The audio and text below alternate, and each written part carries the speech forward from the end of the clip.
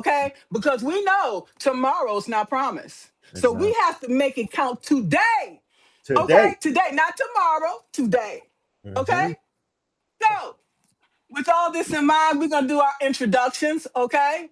So, Margaret Williams here. I help women to uh, who have been marginalized, okay, to elevate their voice, stop Important work. surviving power systems. Yes, and to start leading with freedom, influence, and authority. And who better to talk to me today but my homie, Emmett here. How you Okay? doing? I'm back. Hey, yes. And I So, saw you on somebody's I think it whatever. was Uh, MS Kahoot, maybe. yes, yes, she got a lot of fire too. And I'm Oh like, you man, go, girl. she Boom, is. boom, She's boom, you know? tough. She's tough. TKO. Okay, Yes, right? she does. Yeah, when you go to I grew up in Detroit. I wasn't born there, but I was born in Ann Arbor. So in the middle of Ann what Arbor. we're Hey, I got family over that way. hey, what's up? That's what I said. Go blue. Okay. In the middle of Washington, no, it's Woodward Avenue and Jefferson. They had the fist of Joe Louis up there. Okay? Joe That's right. Louis. He was a champion. Okay? Oh, And so, I'm sure. right? And so are each of us. And don't you forget it. Mm-hmm. Okay? All right. So Emma here, all right, he is an author, a yoga teacher, and an advocate who shares his lived experience within the Florida prison systems, okay, Ooh. to Yeah. highlight the human stories behind incarceration. Okay. And I have to take my hat off to you because for you, you know, that says a lot. Okay. Because I'm gonna tell you a couple of things that I have done as far as Mhm. incarceration. Okay. I went to Alcatraz 1 year, okay, because What? the government, yeah, That's where I'm the from. That's where I was born, San Francisco. Moved to Florida when I was a baby, but after the earthquake. But yeah, wow, we got more in common than you thought. So they yeah. sent me to this class in Sacramento, and I was like, well, I'm gonna do to go over to San Francisco to Yeah. go to Alcatraz. That's one of the most favorite things to do, other than going to that wax factory where where they got all the Yeah. the celebrities and stuff like that. I went there Celebrity too. wax figures. Yeah, right. I forgot what you called the doggone place because I went to the one they Me have too. in Amsterdam too. But anyway, uh, Alcatraz, I went through there. They give you the tape. Hmm. Okay, you put on the tape, and you can hear. So it's like you going through there. It's like Whoa, you. like you're immense, like inside. Yeah, Wow, that's crazy. yeah, I've yeah. never And done. then I've never been to Alcatraz. I want to go. well, I do want to go though. So much okay, history okay. too. It is, and they made a movie about that. Was it Birdman or something? I, Hey, it was some Birdman, prison. Escape Some from some of the Alcatraz. most. What was that dude's Yeah, name? right. Um, Well, anyway, it's something to look yeah. up, okay, for later. But anyway, I wanted to tell you, I went there, and then the thing that gets you the most is when you hear the what you call it, the thing close. What you call it? Not the Oh, that. gate. Okay. The whatever. When it The closes, it bars closes like you. slam Yeah, the shut. bars. Wow, Yeah, come, it slams shut. I'm like, oh come, my come. god. Because if you claustrophobic, okay, so all right, I don't have to. I don't. I think people get the drift. And the other thing that I used to watch on TV. Okay, I used to watch Oz. Oh, I know Oz. you used. Yeah, it was about the Listen, Oswell Maximum Correction Facility. Okay, it went on. I think it was an HBO series from HBO, HBO. They said it. 1997 Yeah, to 2003, and I'm telling you, oh my yeah, God. yeah. Okay, I like Oz damn. went I pretty said, hard. yeah, I never want to go to jail because I got a very bad temper. Okay, and if you come Oh for man, they me. might drag you to confinement then. Oh, But what I was told, if you go to jail, you find the biggest, baddest person in there and you beat them down. Once you beat them down, then you don't have no problem. Then that person becomes your, you know what, and you yeah, let them handle the light stuff after that. Like you go over there and beat that ass and put her in a place. Okay? yeah. And Even when you some come back, lawyers bring will my tell you steak that back here. advice. Yeah, I'm sure that Martha Stewart learned a lot when she went to prison. Yeah, I'm just saying. I bet she did. She was in the federal too. She probably learned how to make more money. She did. She had all the fans in there. You know what I'm saying? Yeah. Yes. Yes. And the other one that I used to watch was Orange is the New Black. Oh Hey, my God. I love that.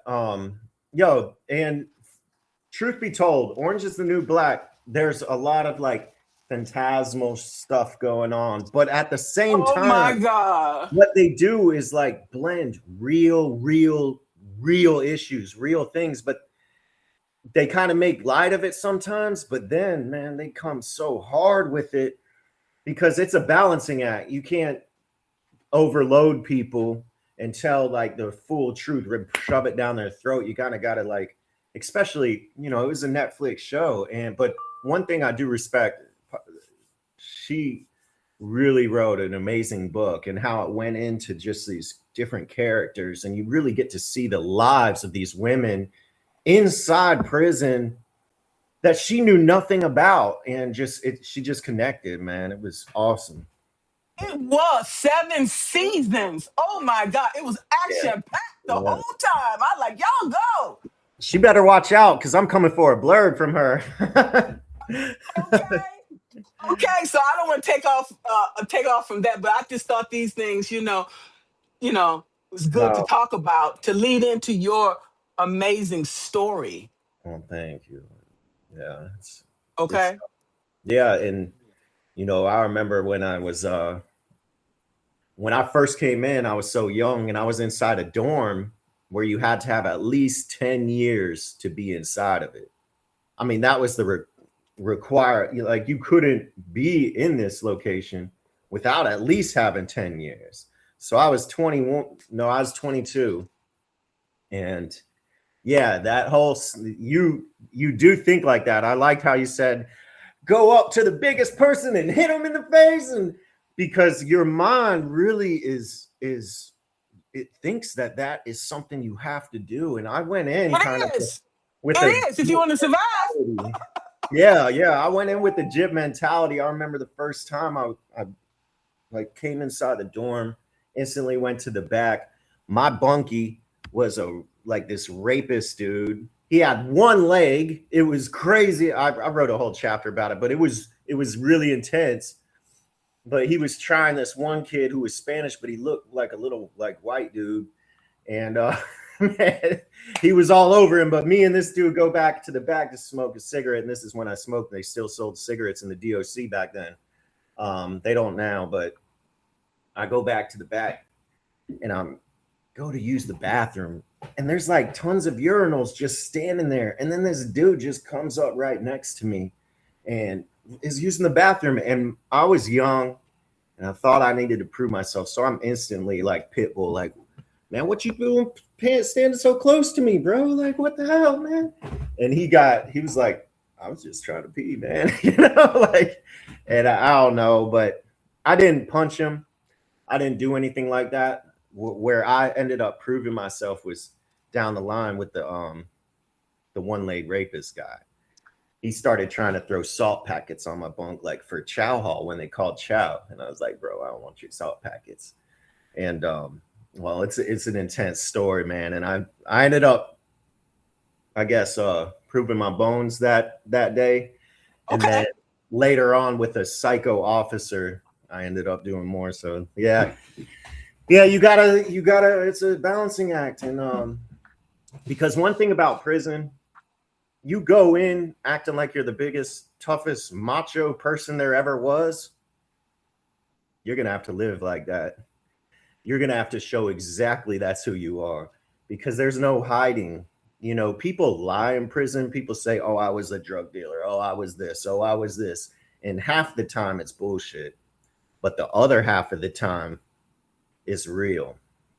And someone will call you out on whoever you're trying to portray yourself to be. So my thing was make it home, stand up for yourself, don't become a victim, But at the same time, don't look for problems. But if a problem comes to you, address it, handle Right yourself. away.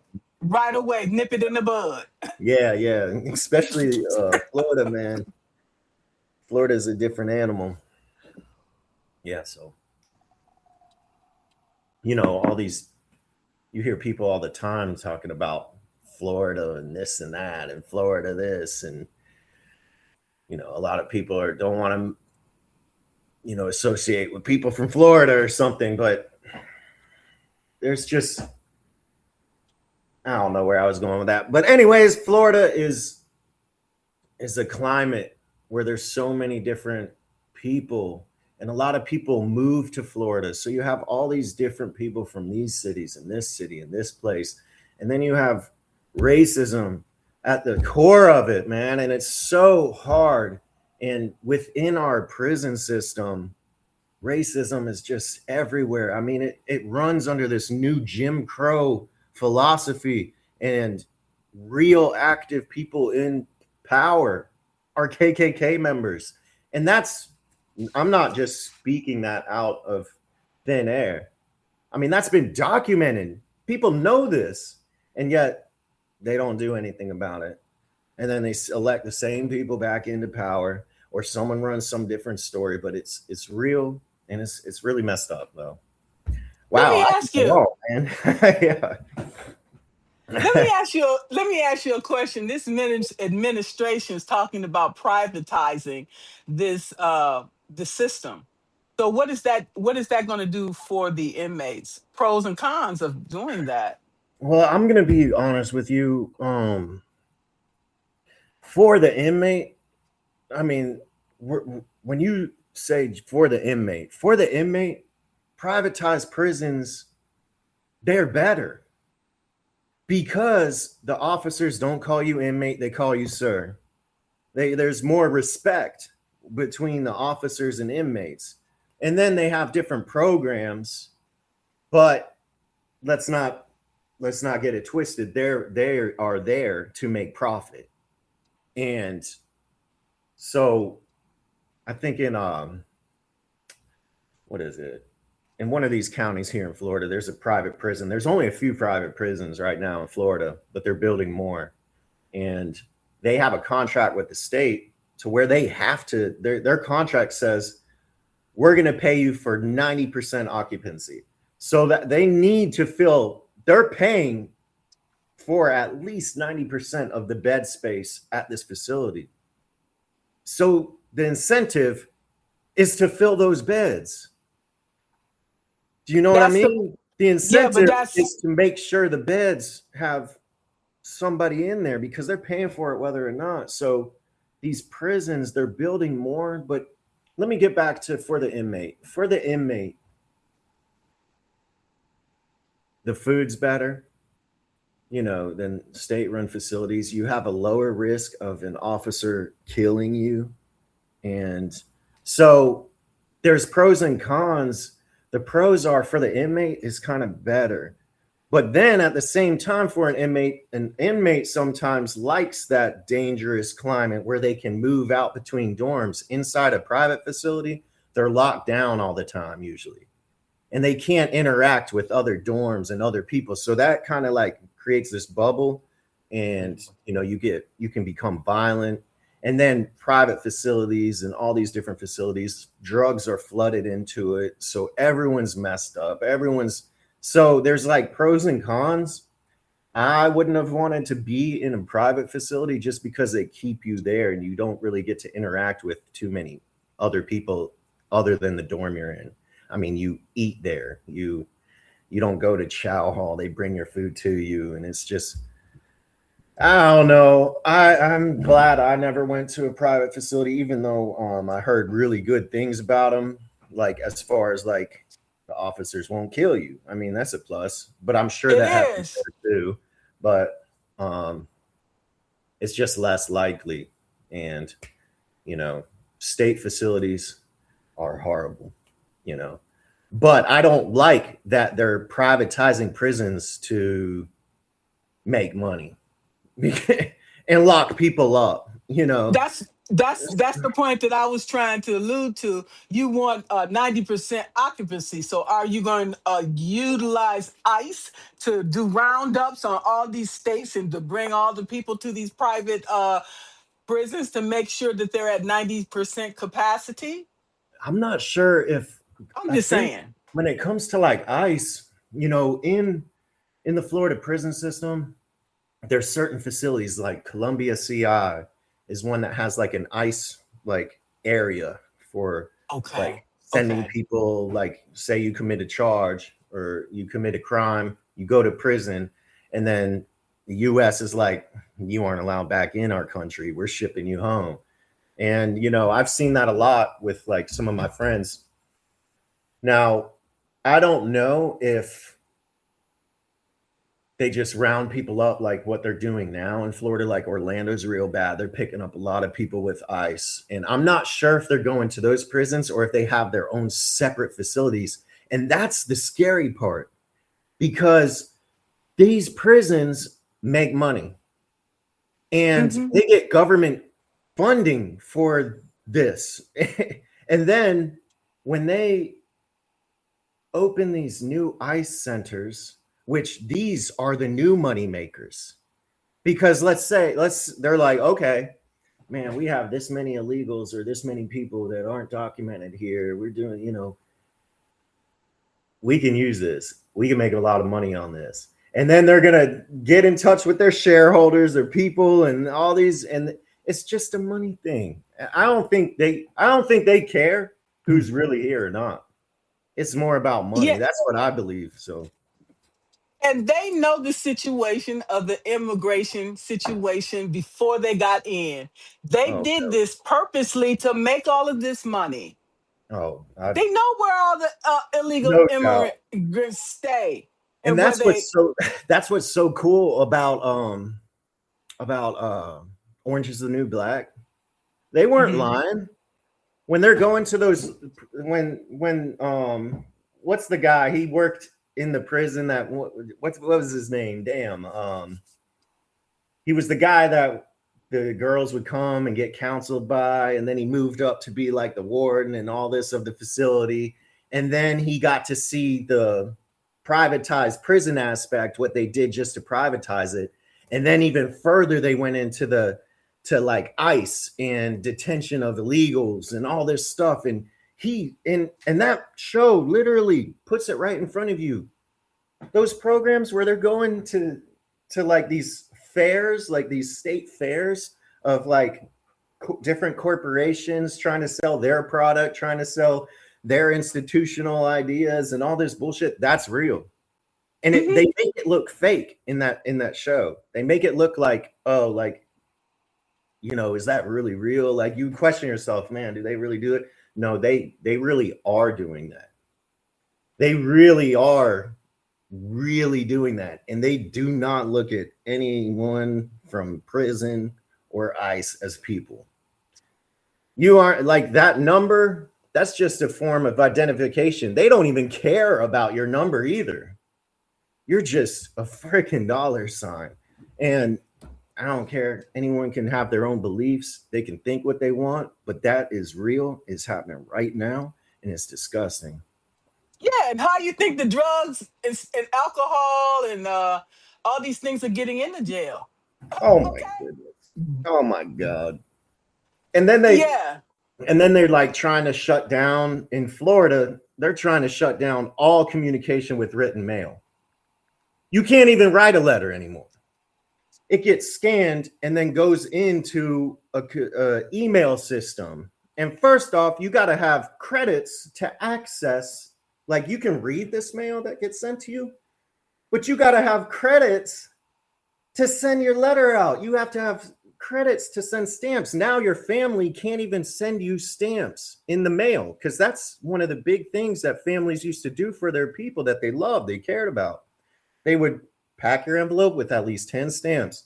And that was like currency within the prison system as well. And also an opportunity for you to write a letter to your loved one, write a letter to your mom. And now you can't even do that. Well, how do you make phone calls then?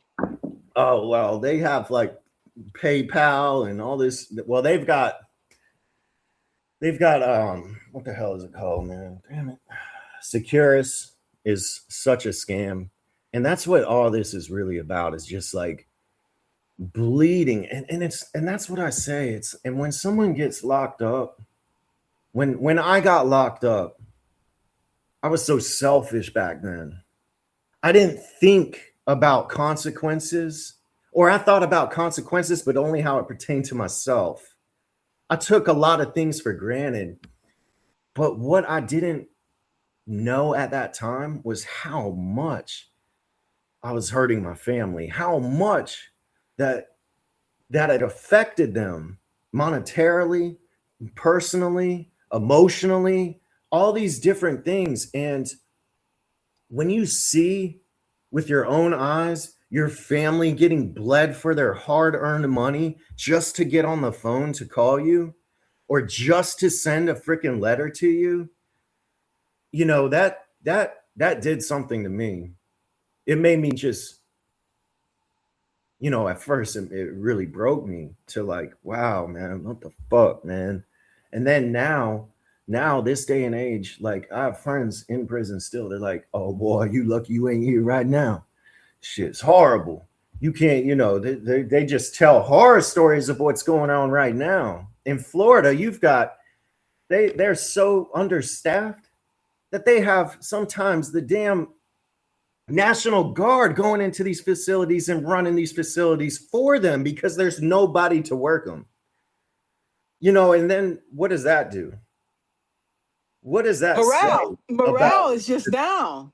I'm what is sure that? morale is down. It's so down. And then, you know, a lot of these guys that I knew that were inside with these military personnel, they're like, man, they're cool as hell. They're bringing in tons of dope. Like, what?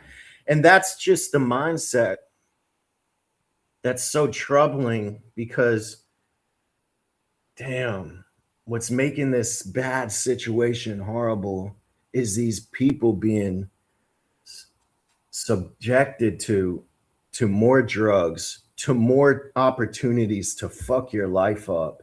And it's just, ODs are up. I'm sure the oh, ODs are geez, up. yeah. Oh man, ODs, yeah. Oh, when I was inside, they would be bringing one of those like little buggies where you pick people up, put them on the stretcher. They'd bring a stretcher on the compound almost 3 times a day, sometimes more than that, of people just shaking, falling out, or whatever the hell. And it's usually like, Convulsions, yeah, it's just and hard.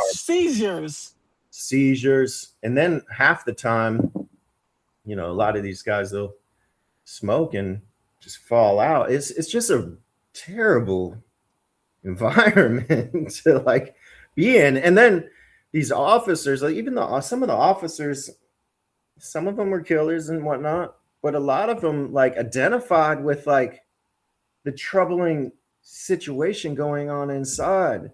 And I'm sure that's all across this country, of these officers being put into an environment that's so difficult.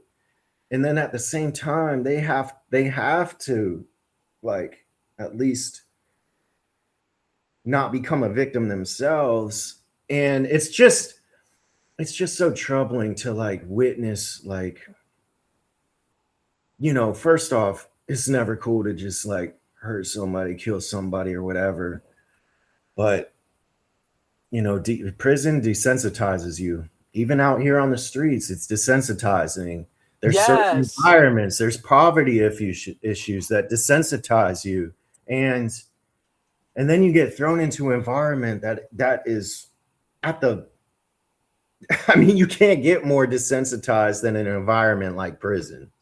No. So it takes an incredible individual to really like, and I'm not speaking about me, I'm speaking about anybody like that has survived that, whether you're an officer, an inmate, a medical staff, or doctor that's in there, nurse, you know, anybody, to like push through that and then still care about others, because it takes that right from your soul if you allow it. And yeah, it's fucked up. So talk to us how you found solace and how you was able to make it out in one piece, okay, and heal from all of that. Well, yeah, that's a great story. Sometimes I read my memoir and I'm like, damn, who is this dude? Like, I just had the trimmed version, like edited and trimmed, and it took out a lot of the other stories. And I'm like, man, that guy's, man, he's incredible. Man, they make me look real good in this. But no, seriously, taking it back, what really started my growth, I would say, was my mom. First off, straight soldier, straight, just always believed in me, and she showed that time and time again. And then while I was inside the county, it really started very early when I was in the county facing life, and she would send me these books, and I fell in love with reading. I fell in love with the letters of the alphabet. It was like a portal to another world. And she sent these books. One was City of Thieves by David Benioff. And I just started reading some stories that, though my situation was really difficult, what I was going through, but I put myself there. I did that. These stories that I was reading about were circumstances that the individual had no control about. It was war. It was famine. It was this. And these stories shaped my world to understand that what I'm going through is tough, but there are people that have survived way worse. And I know pain, troubles we all face is relative to the individual, but it just opened my eyes to something new, something beautiful, something that inspired me. So my mom, books, inspiration.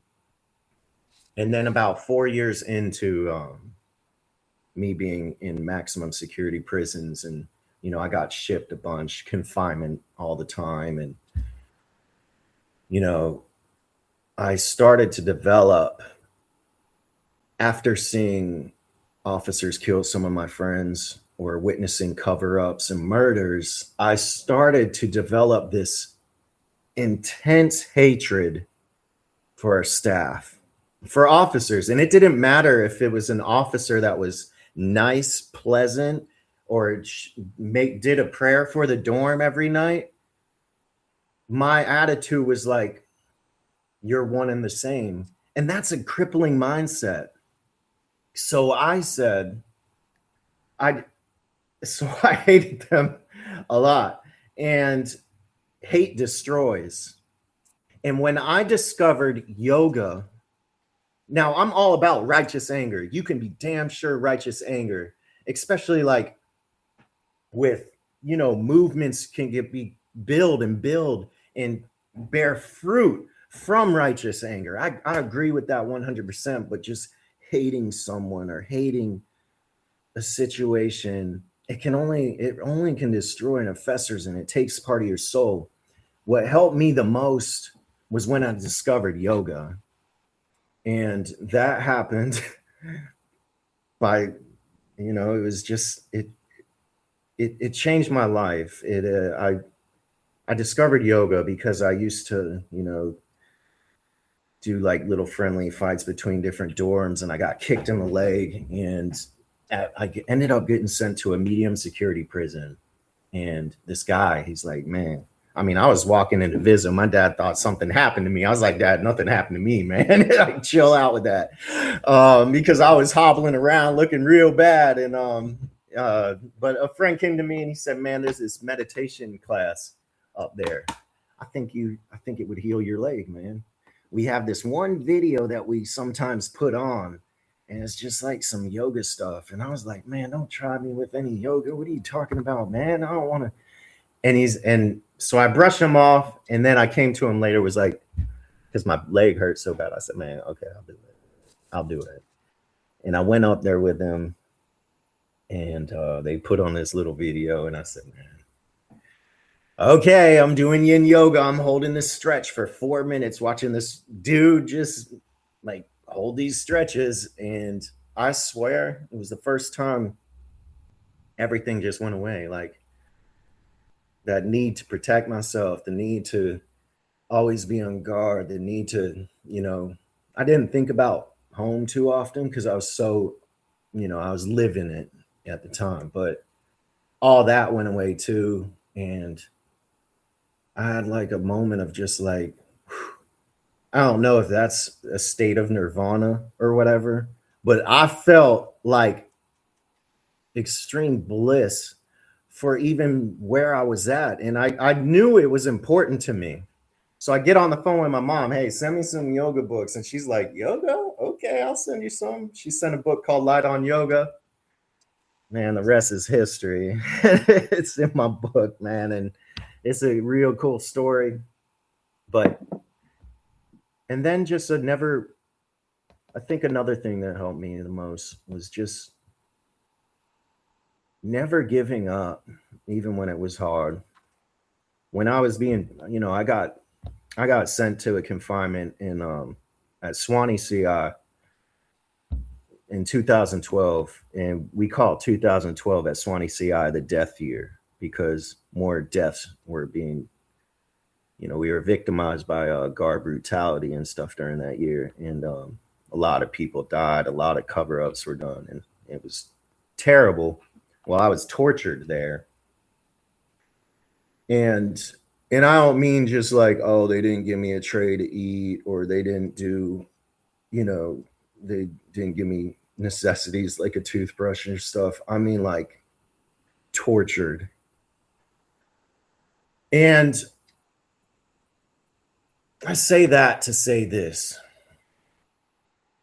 I became angry, but I know down the line, after I discovered yoga, after I started teaching yoga and helping all these hundreds of different individuals find their way, I got sent to confinement again. And that time I was in confinement, I didn't let torture phase me. I didn't let anger warp my mind further. I remember anybody that came into cell, because in Florida prisons, you usually share your confinement cell with another individual. So when they would come into my confinement, we're doing some fucking yoga, bro. And like, we're doing yoga, and man, it didn't stop. I didn't ever stop trying to help somebody. If I saw someone hurting or whatever, man, I remember a guard walking by our cell, and their guards are messing with us because we're on the ground doing, like, I'm teaching this dude stretches and we're doing all this stuff. They're calling us snow angels and stuff. And one of the guys I was teaching, this one guy's name was Brandon. He was a real hothead. He at the time when he came in, he was so angry, like, fuck you, trying to fight officers, trying to do whatever. He had confinement for like 300 days already. And he just kept catching more DRs. And then I ended up teaching him yoga. And it was so funny, man. You could see the change just even in those little moments where this guy's not cussing out officers anymore.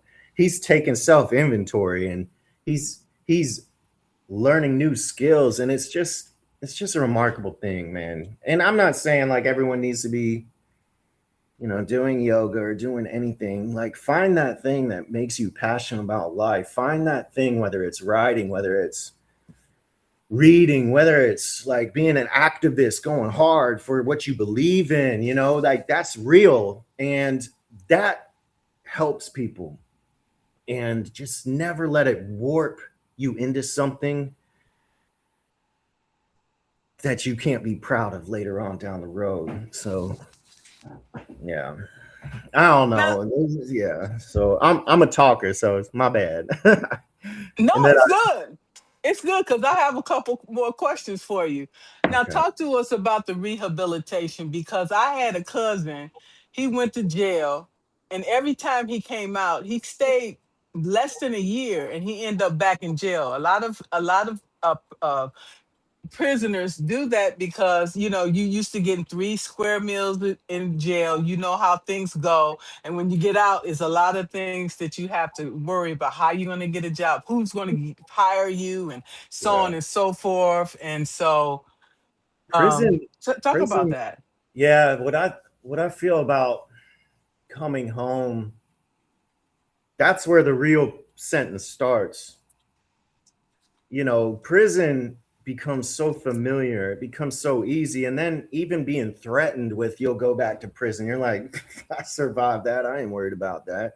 The shit I lived through over there, you won't even believe. So, like half the, I can't even talk to you because you can't relate to what the heck that was. So you just already have this mindset that, I've already, what are you going to do? Lock me up?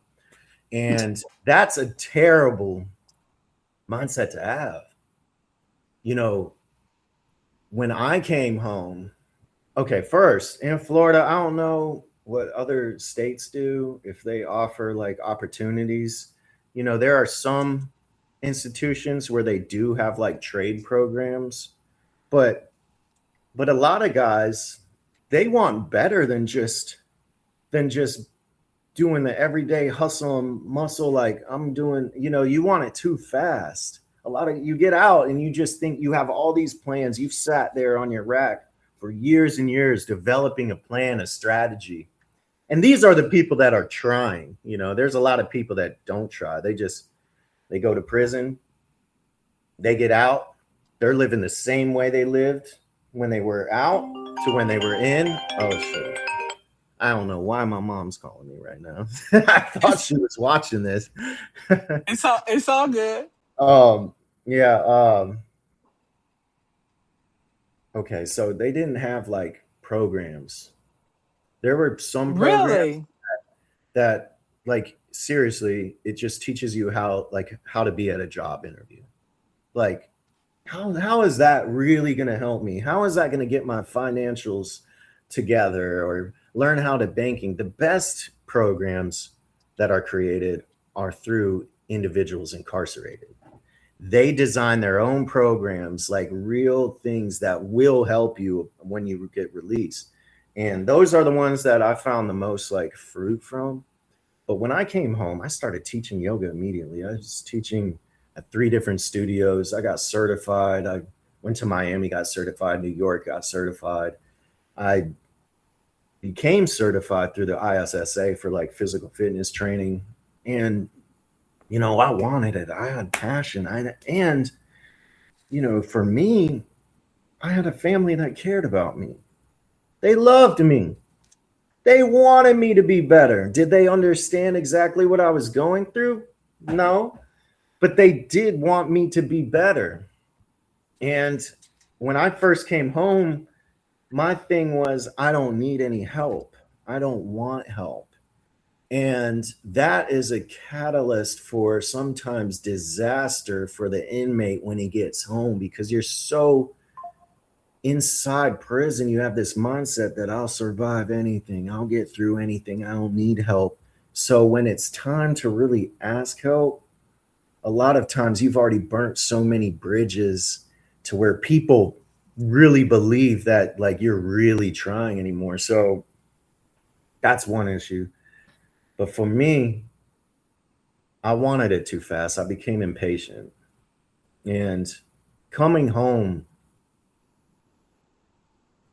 I talk to a lot of military friends and stuff, and they say the same thing after they've come home from service or they retire. And it's just not, you don't know how to talk about it with someone who hasn't lived it, because it's like it's a separate world. And then like bringing those two worlds together again and finding peace is a very difficult thing to do, especially when trauma's involved, when and all these other things get involved. So your will,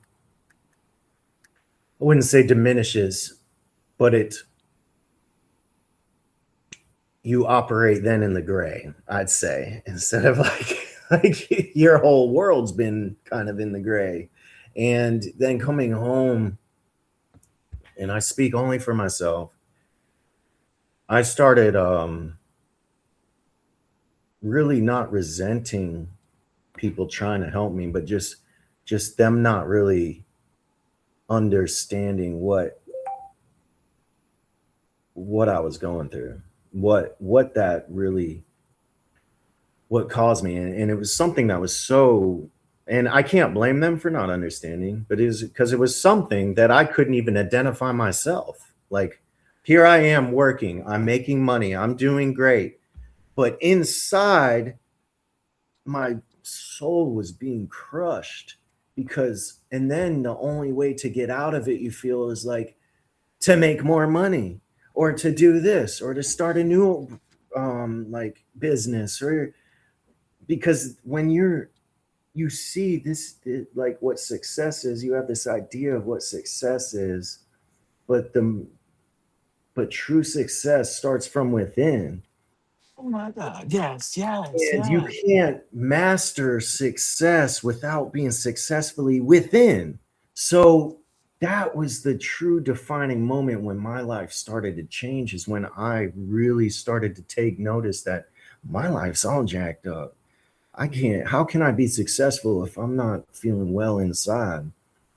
And I want to just take the time to say that mental health is a real thing that a lot of people face, and a lot of people stay closed lip about it, but it's a real thing. And I just salute everybody just out there trying to push each day and move forward.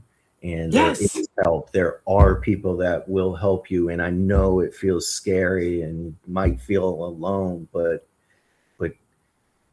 I'm telling you, You I was never, messed up. I was messed up after about a year and a half. And but I but you wanted it. but you're never alone, and you know that, right? Right. And one day at a time. We know that too. One day at a time. And Bob Lewis wanted to know, what's the name of your book? Count Time. My memoir is called Count Time.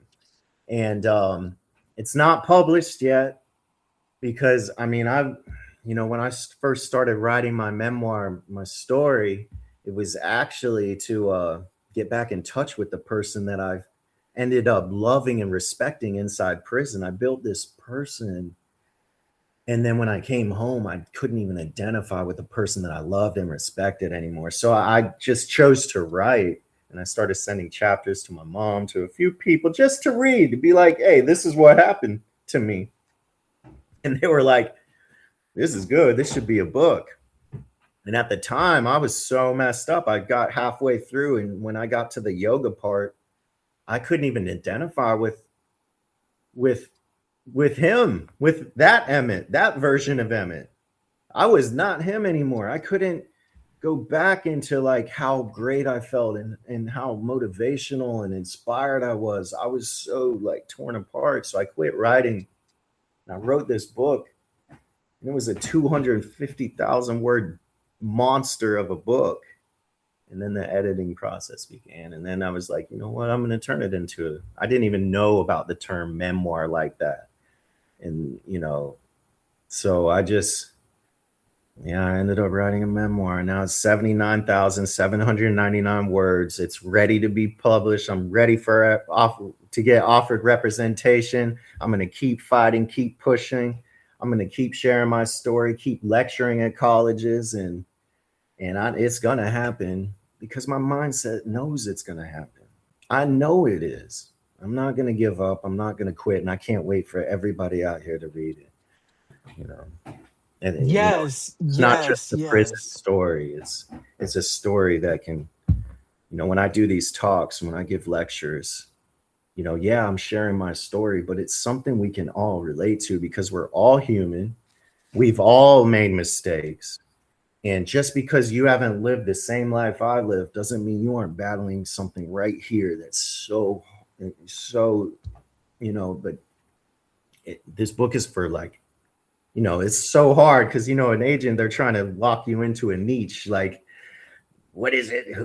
Who's it really for? I'm like, man, my book's for everybody, but they hate when I say that. And I fought them really hard on it, and was going to self-publish because I didn't want to take any chapters out. But hey, here we are.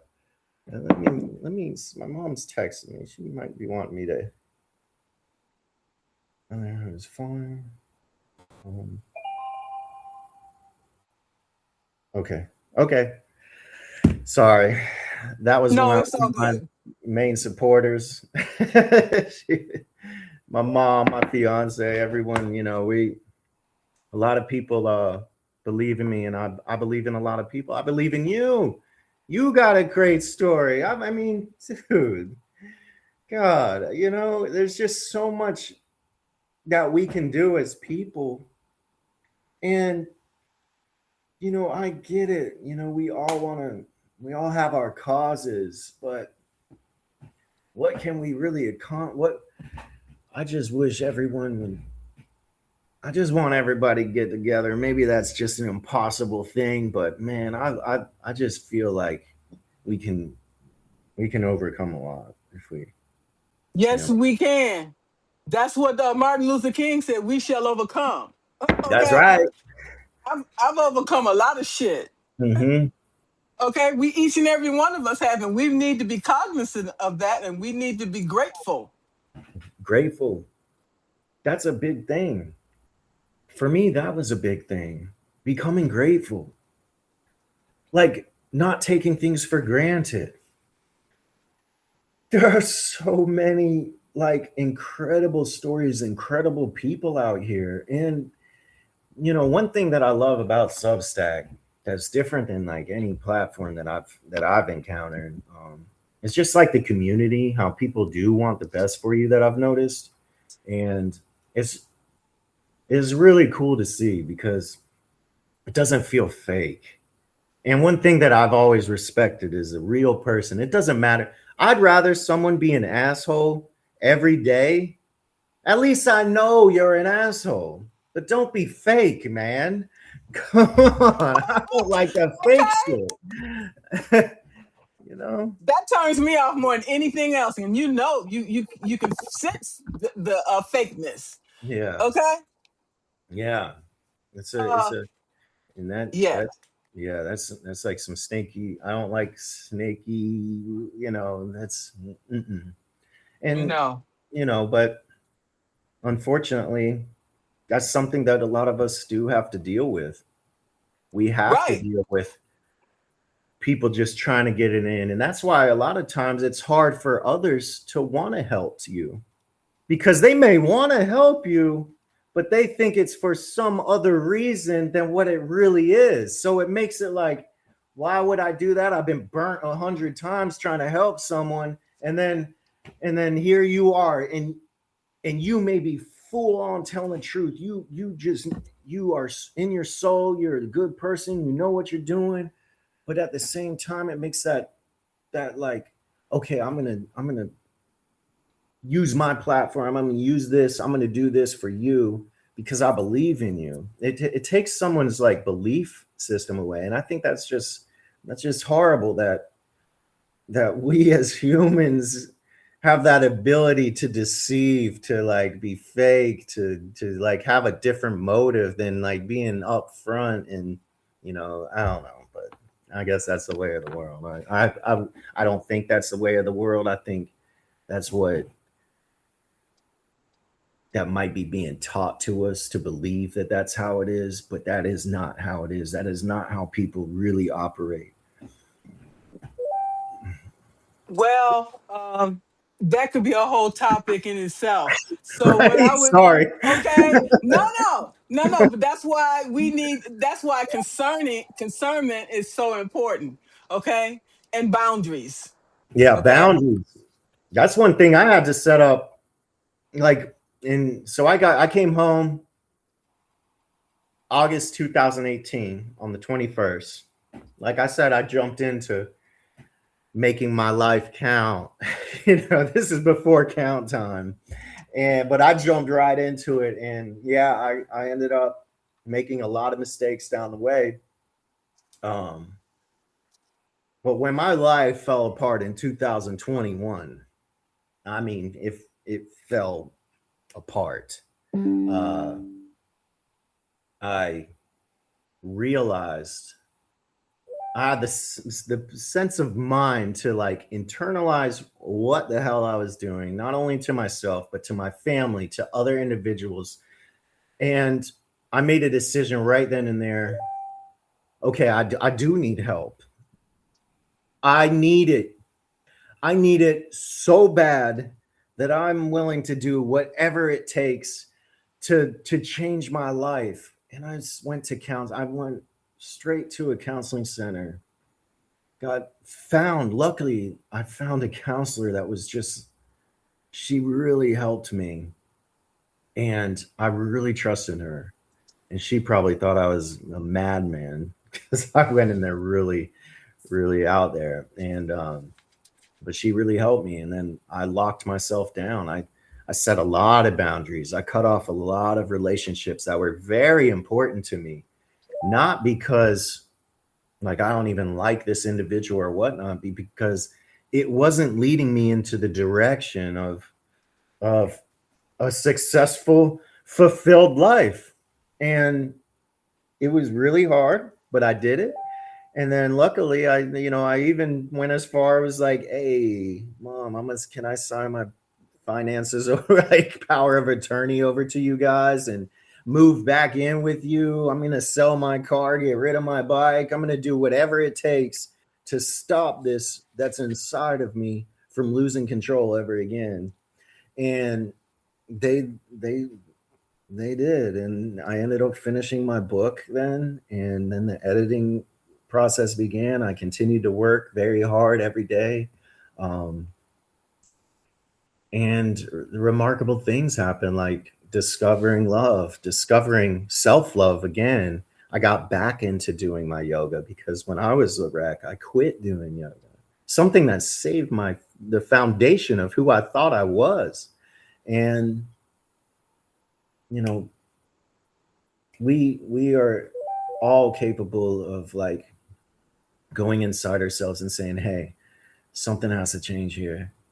And nobody can change for me. We can't force anybody to change, but we can change ourselves. And that was something that became a mission of mine. And luckily to this day, I still live by that. And just want to, and now I'm at a point where I can like help others too. And that brings me so much peace, because when I was inside prison teaching these guys yoga and watching the violence on the compound go down, or watching this guy's back stop hurting just from me giving him a few yoga poses, like it did something for my soul. And I just hope that everybody out here finds that soul remedy to change your life. You know? Yeah. Oh, my girl, what's up?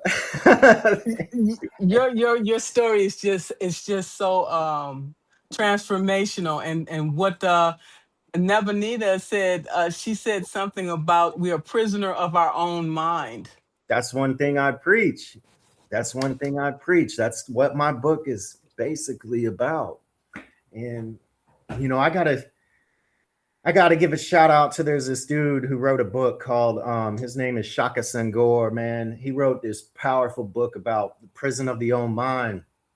And he did prison. He went to confinement for years in a row. Like he was in confinement for so long, and now he uses his story to help others. But I remember when I first heard about his book, because I do talks, I give speeches, and you know, I've been to book conferences pitching my story. And when I saw this book about the prison of the own mind, I was like, man, did he take my that's what I was saying, man. That's what I've been talking about, what my book been about. And you know, and but that was me kind of spinning out like, come on, man, this guy didn't take your idea or whatever. Like, come on, give him the benefit of the doubt. This dude's a real person too. And that's the truth. We all have this prison in our mind that puts us into a confinement, and finding those keys is the most important, valuable thing we can do for ourselves. Is like freeing our minds from these harsh prisons. You don't have to be in prison. That's one thing I always tell people, especially with my story. Your pain, your suffering, what you're going through is every bit as important as mine. Everything. That's where the like you, we all have stories. None of them are less important than the other. I don't want to judge somebody just from what I see because I don't know their story. I don't know. Now, do I respect people committing crimes? No, I don't. And that's not right. That is not right. What I did was not right. And I have to accept that. And I just hope my story can help others see that you don't have to commit crimes. You don't have to, or you don't have to be confined in your mind to where you hurt yourself or you hurt others. There is help there available. It's just like how you gotta want it. You gotta really fight for it. Anyways, yeah. Sorry, man. I'm just No. You don't have to apologize for anything. And I see your Hamza on the wall behind you. Your yeah. Hamza on the wall. Yeah, I got one when I was in Israel, and I brought it back home. And I have one, a Uh-uh. smaller one. I have a Yeah. smaller one on the wall. Okay. Yeah. My Yeah. fiance's mom actually gave her that, and we put that up. It's just a little it's a little peaceful thing. It just makes me feel better. I like it up there. Yes. This has been a remarkable conversation. I don't know if Yeah. judges get kickbacks for filing these prisons too. Private prisons are bullshit and racist. Oh, Okay. that's so racist, man. I Yeah, believe. right. Yeah. And It, because I mean, and oh, sorry. Go ahead. well, I was just gonna say, I mean, look who is mostly getting locked up, man. It's fucked up. It's a Yeah, right. and it's people in poverty, people in that are of color most likely. And dude, like, come on, man. That's what I'm saying. Like, and then people want to judge. People want to judge environments and this and that. They don't have a clue. They And don't. they They don't don't have a even clue. know. They can't even put themselves inside because it's so unidentifiable that it just doesn't make sense to them. This way of life that it just doesn't make sense. They need to shut the hell up. That's what they need to do.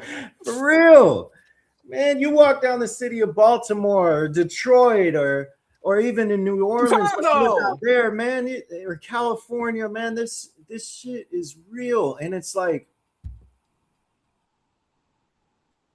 so messed up that there are profiteers just trying to profit from it Of and course.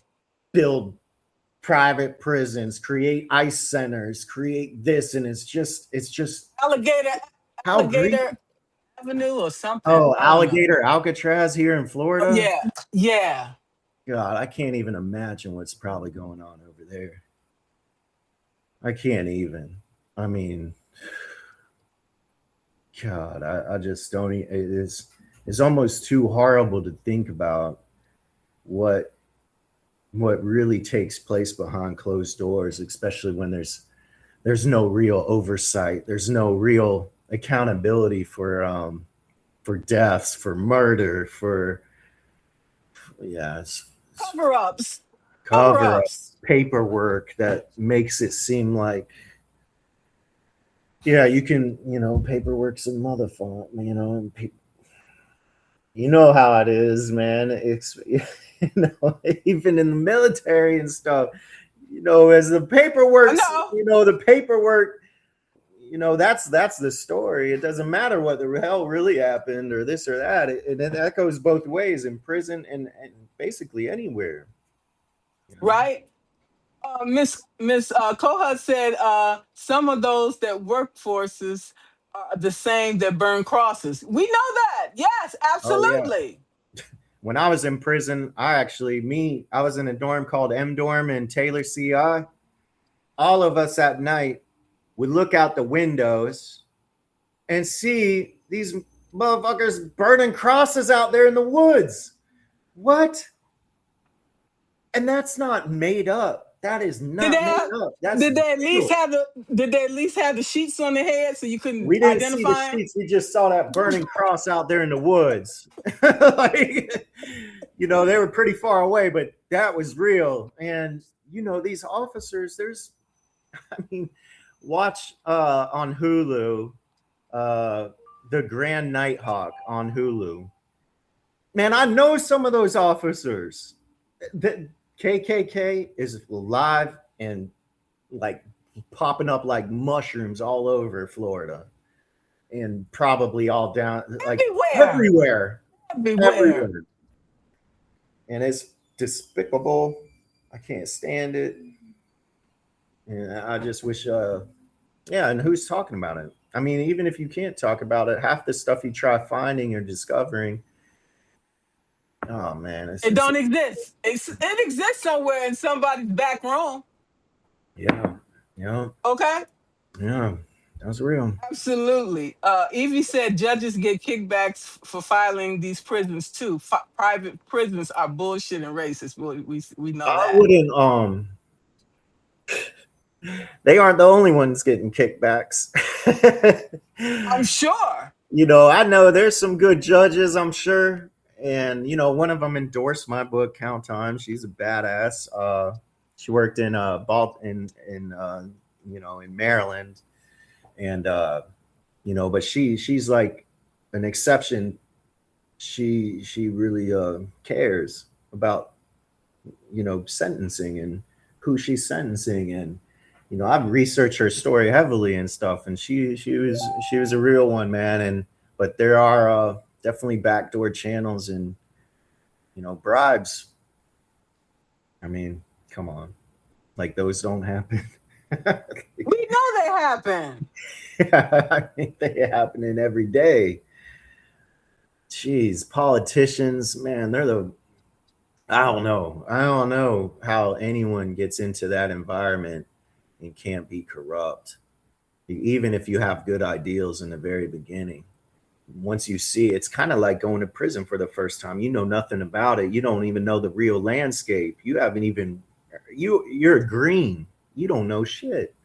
And then you get into this political environment, you see how it's really done. You think those people don't become desensitized too?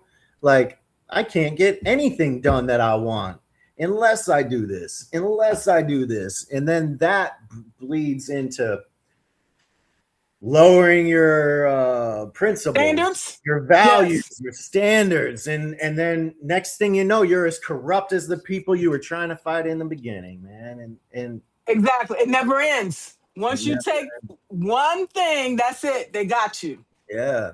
And, you know, you can justify it all you want. Oh, But my wife needed a heart transplant. yeah, yeah, that's true.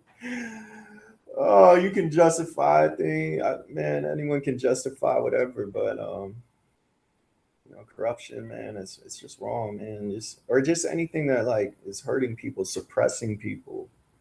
Like, come on, man. Look at our country, how it was built. Like, man, we've suppressed people for so long, and now we're so masterful at it now that we make it seem so normal that you don't even know what we're doing anymore. You don't even know that we're suppressing you, but we are. I don't know. Yeah, it's just, you know, I try It's not. insanity. It's It's insane. insanity. Keep repeating the same thing over and over and expecting different results. Yeah. Yeah. It's so real. Oh shit. Let me just respond. Hey everyone. I love how people are joining. That's so cool, man. Yes. So, I'm trying to are read there? some comments too. Okay. Stay close to the source. Stay close to the source. All right. Self-care. My therapist says to do it for yourself, to be the example. Self-care is Mhm. everything. Yeah, You can't love anybody if you don't love yourself. That's for sure. yeah. Okay, love and respect yourself. It starts at home. Hmm. They said community starts at home, and it does. The Yeah, community that you want in the world starts with you taking that's care of right. That's yourself. what I was saying earlier, man. It's you know, I think I think that's one of the most valuable things that anyone can do is just like learn how to be comfortable within their own bodies, learn how to be comfortable with who you are, but at the same time, don't get so shut off to just make it only about you because we're all people. We're all here on this world. We're sharing it. And we all have to find a way to work together. And it seems so impossible. It seems so impossible because there's so many righteous causes that are like, man, I saw MS and Jackie, I saw one of their lives, man. That girl was fire. And She her was. cause is so righteous, so real, man. I love it. And I just am like, damn, man, there's so many powerful people, man. I just don't understand how the hell we can't fix what's going on now, man. Like We can. we are, aren't we? Yeah, we are fixing it. And that's what it takes, these righteous individuals to step up to say no more of this. We can't have this. We can't allow this. And just going for it. Like, just And one of the things that we need to stop doing is comparing ourselves to other people. I oh am man. not in competition with you or nobody else on this platform. I am unique. Each and every one of us are unique, Mm-hmm. and we each have our own gifts, skills, and expertise. Do you? I don't care what Do Sue you? or Lisa or whoever doing whatever. Yeah. I'm gonna do you I'm to doing the it best of too. your ability. Then you've done all you can. And that means something. That's what I'm saying. It counts. It all counts. It's count time, baby. Yeah. Yes, make it count. Let's make it count. Okay, each and every one of us. Let's make it count Let's today. make it This is the Mother's Day weekend, and I want to know what you're gonna get for your mother. I can't tell you because she's watching. And no, man, she means everything to me. If I could give I her know the you got world, her. if I could give her the world, I would, man. Okay. But I know all she wants for me is to have my world be bright, to let my world bloom for others, and to keep being me, and to just keep growing, and to like, be positive and to not hate. One of my mom's main sayings back in the day was what was it? Dang, I'm having a lot, but it was along the lines of like, do good, be good. Like, it was so simple. Like, don't hate others, don't judge others for what they look like or who they are. She taught me like, definitely like that's one thing that really helped me in prison. Oh, I went in, I was not racist. And I understood from the beginning that like, you know, man, I had some people who were racist against me.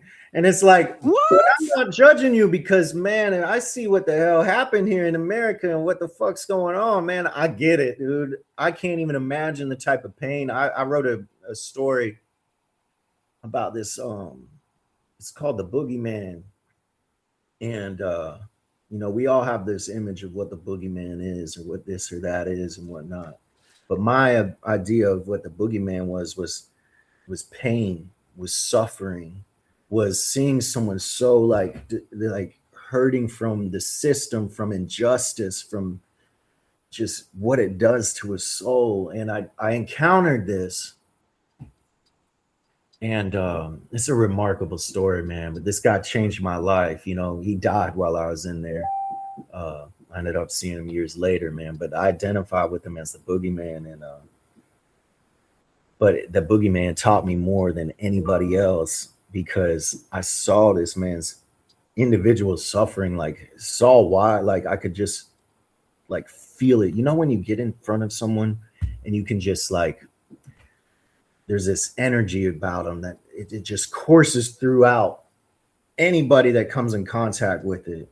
And this man directed it at me one, and I was like, whoa, man, this motherfucker hates me. And then later down the road, we ended up building a relationship, man, and our stories like crossed paths, man. And this dude changed my life, man. And I'll always be thankful for it.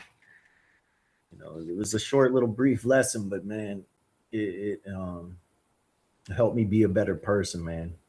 Yeah. So I don't know his name. I never learned his name. He died while I was in there, but he was a good, I don't know if he was a good dude, but man, he changed my life, you know, and that's what life's